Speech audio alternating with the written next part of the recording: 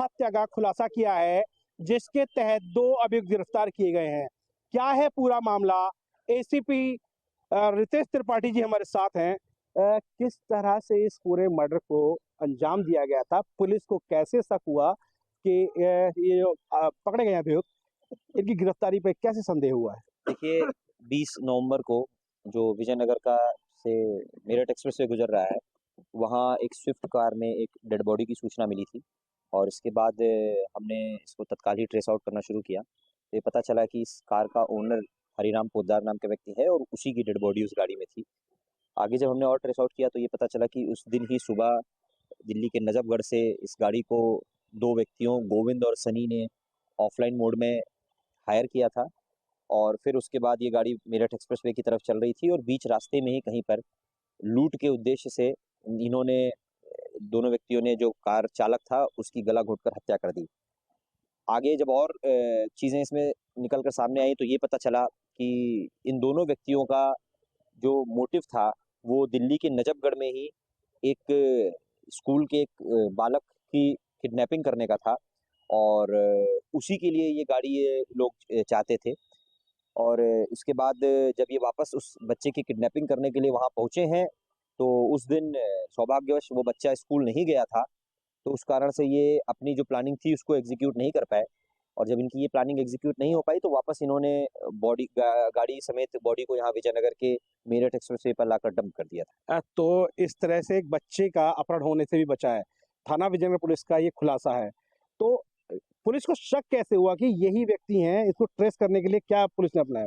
देखिए ये एक ब्लाइंड ही केस था हमारे पास क्योंकि इसमें जहाँ से गाड़ी हायर की गई वहाँ कोई सीसीटीवी फुटेज हमें नहीं मिल पाया था। साथ में जहाँ पर मर्डर किया गया वहाँ भी कोई फुटेज नहीं थी। जहाँ बॉडी और कार डंप की गई वहाँ भी कोई फुटेज नहीं थी। तो ये श्योर नहीं हो पा रहा था कि किन लोगों ने इस गाड़ी को हायर किया और किस मोटिव से कार चालक की हत्या की गई। फिर हमें सर्विलांस पर, मैनुअल इनपुट पर और जहाँ-जहाँ हमें फुटेज अवेलेबल हो पा रही थी, उन सभी पर काफ़ी मेहनत करनी पड़ी है। और उसके बाद ये निकल कर आया कि इसमें ये गोविंद और सनी नाम के व्यक्ति थे जिन्होंने कार को हायर किया था और बाद में उनका जब आगे उन्हें पूछताछ की तो उन्होंने कबूला कि हाँ, उनका मोटिव क्या था और किस पर्पज़ से उन्होंने उस व्यक्ति की हत्या की। तो ये मान सकते हैं कि गाजियाबाद के थाना विजयनगर इलाके में गाड़ी डंप की गई थी, इसलिए केस जो है विजयनगर के खाते में आ गया और खुलासा कर दिया गया। हाँ, डायरेक्टली इसका विजयनगर से कोई कनेक्शन नहीं था पर चूँकि डेड बॉडी हमारे क्षेत्र में मिली थी, तो इसे वर्कआउट हमें ही करना था और वो हमारी टीम द्वारा किया गया। क्या पुलिस को लगता है कि और भी कोई शामिल हो सकता है? नहीं, इसमें जो अब अपराधी हैं उनके द्वारा ये बताया गया है कि उन्हीं दोनों की प्लानिंग थी और वो जो इसमें गोविंद है जो जिसने इसमें जो मेन इसमें अभियुक्त है, उसने बताया कि वो पहले से उस क्षेत्र में रहा था वहाँ पर पिछले इसी साल के फरवरी माह में।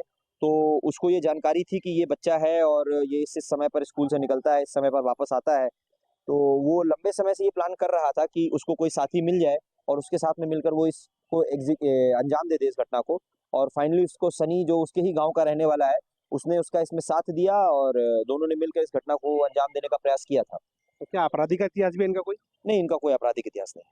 तो देखिए, बिना आपराधिक इतिहास के ही ऐसे-ऐसे अभियुक्त हैं जिन्होंने इस पूरे मामले को अंजाम दिया है, जिसे गाजियाबाद के थाना विजयनगर पुलिस ने बड़े ही तरीके से, शानदार तरीके से खोल कर इसका खुलासा किया है और एक बच्चे की अपहरण होने से भी इसमें बड़ी सौभाग्यवश बच गया कि वो इसमें अपहरण में शामिल हो जाता, तो बड़ी एक वारदात को घटना ये लोग दे देते। तमाम जानकारी के साथ मेरे साथ बने रहें। इंडिया वॉइस न्यूज़ से गाजियाबाद से इंद्र शर्मा।